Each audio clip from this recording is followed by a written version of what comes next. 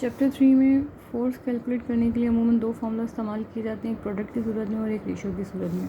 Force को अगर product वे में डिफाइन करें तो हम कह सकते हैं product of mass and acceleration is called force, जबकि दूसरा formula rate of change of momentum is called force. तो इस फार्मूले में हमें टाइम पता होना चाहिए कि कितने वक्त में मोमेंटम में कितना चेंज आया तो हमें फोर्स मालूम हो जाएगी। आज हम इस फार्मूले के हवाले से प्रॉब्लम सॉल्व करेंगे। ये फार्मूला अमूमन हीटिंग वाली सिचुएशन में इस्तेमाल किया जाता है, जैसे कोई बॉल बेड पर हिट कर जाए या आपके पास कोई बॉल दीवार पर जाकर लगे तो ड्यूरिंग स्ट्राइकिंग वहाँ पर फोर्स एक्सर्ट होती है। इसी तरह आपके पास अगर कोई चीज़ ज़मीन पर जाके गिरती है तो जैसे ही वो ज़मीन पर स्ट्राइक करती है तो उस हिटिंग के दौरान ज़मीन उस पर क्या लगाती है, फोर्स। तो वो फोर्स हम इस फॉर्म से कैलकुलेट कर सकते हैं। मिसाल के तौर पर फर्स्ट एग्जांपल में मैंने क्रिकेट बॉल की एग्जांपल ली है, जिसमें क्रिकेट बॉल का मास लेट सपोज 10 kg है और उसकी इनिशियल वेलोसिटी है -10 मीटर पर सेकेंड और वो अप्रोच कर रही है बेड को। अब आपने बैटमैन उस बॉल को हिट करता है और बॉल जो है वो मूव करना स्टार्ट कर देती है with velocity of +20 metre per second. अब यहाँ पर जो मैंने वेलोसिटी के साथ माइनस लगाया, इसका मतलब शुरू में जो बॉल मूव करी थी वो लेफ़्ट साइड में मूव करी थी और हिट करने के बाद जब बैट उस पर फोर्स लगाता है तो बॉल की डायरेक्शन ऑफ मोशन चेंज हो जाती है और +20 हो जाती है, यानी अब वो राइट पर मूव करेगी। तो ये इसकी इनिशियल वेलोसिटी और ये उसकी फाइनल। तो वेलोसिटी में चेंज आया है, ना सिर्फ डायरेक्शन में बल्कि मैग्नीट्यूड में भी। तो सबसे पहले हम चेंज कैलकुलेट करेंगे। तो यहाँ पर डेल्टा वी बराबर है वी एफ माइनस वी आई। तो वी एफ की जगह पर मैंने +20 डाला और वी आई की जगह पर -10, माइनस माइनस प्लस हो जाएंगे तो ये हो जाएगा +30, यानी जो चेंज माना जा रहा है वो राइट डायरेक्शन में माना जा रहा है क्योंकि आंसर हमारा प्लस में बच रहा है। अब बॉल और बैट दोनों जो इन कांटेक्ट हुए वो सिर्फ थोड़े से टाइम के लिए हुए। वो कितना टाइम था, लेट सपोज 2 सेकंड।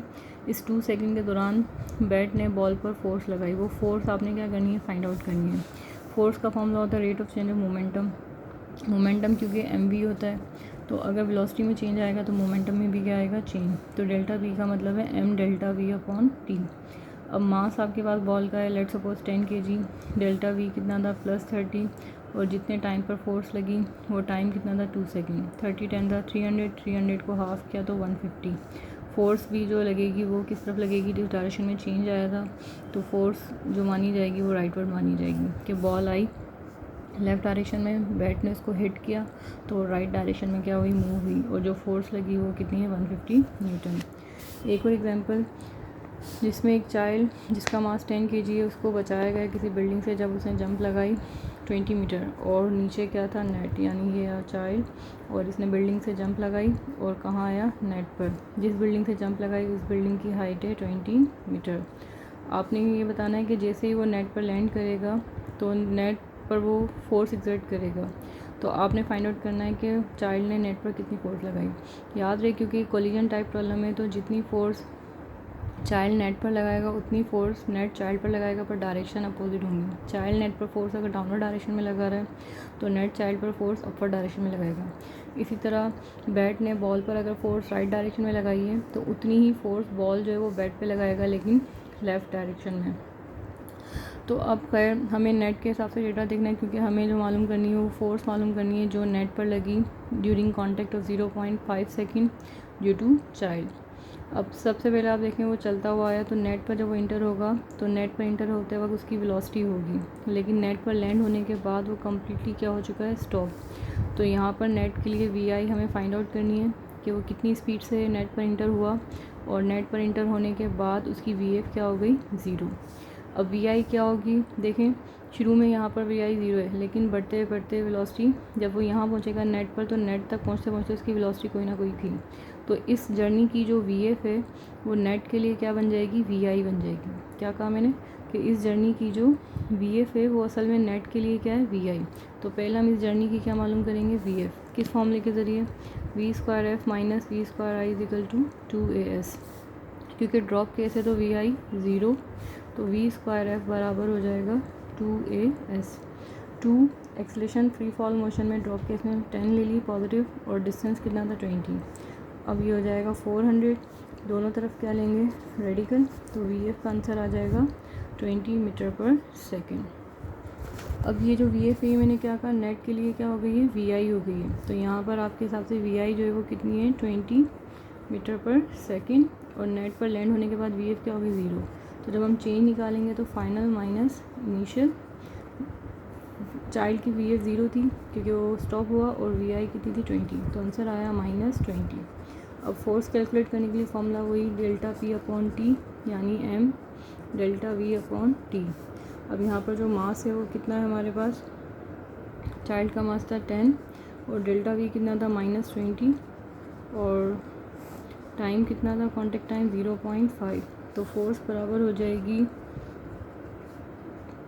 -20 और 10 मतलब -200 और 0.5 का मतलब होता है 1/2, 2 ऊपर ले जाएं तो फोर्स आंसर हो गया -400 न्यूटन।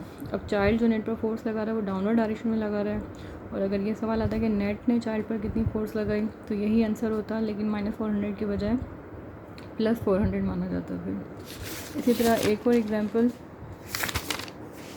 जिसमें एक वॉल है जिसका ओरिजिनल मोमेंटम +4 था और जिससे वो वॉल को हिट करती है, तो यहाँ पर बॉल जो है वो कितने मोमेंटम से जा रही है, +4 न्यूटन सेकेंड यानी राइट डायरेक्शन में, और बाउंस बैक होती है again without losing any kind energy, मतलब तो वही सेम टू सेम मोमेंटम होगा जिससे वो आई थी उसी से वो वापस गया।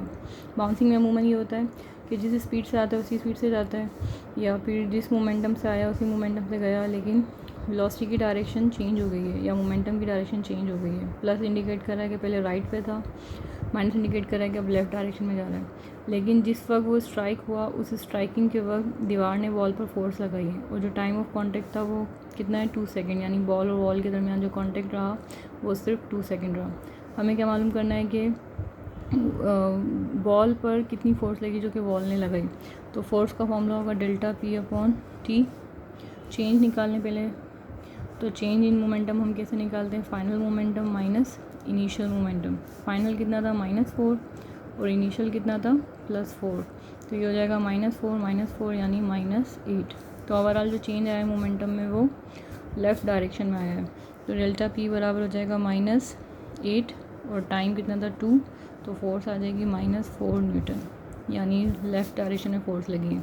लेकिन अगर यही सवाल आता है कि बॉल ने बॉल पर कितनी फोर्स लगाई, तो बॉल इस तरफ फोर्स लगाएगी लेकिन मैग्नीट्यूड इतना ही होगा, +4 हो जाएगा।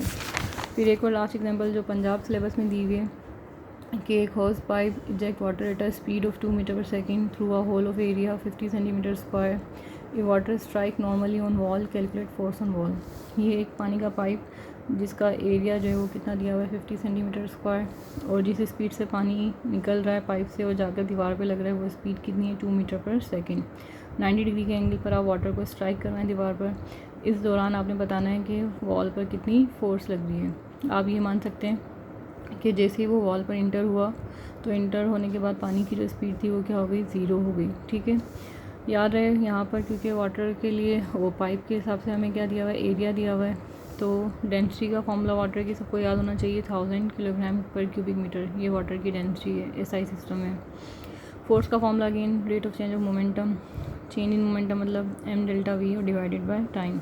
अब यहाँ मास के बदले जो मैंने फॉर्मूला इस्तेमाल किया हुआ है डेंसिटी इनटू वॉल्यूम, क्योंकि डेंसिटी बराबर होती है मास पर यूनिट वॉल्यूम। अगर यहाँ से मास निकाला जाए तो मास बराबर हो जाएगा डेंसिटी और वॉल्यूम की प्रोडक्ट के।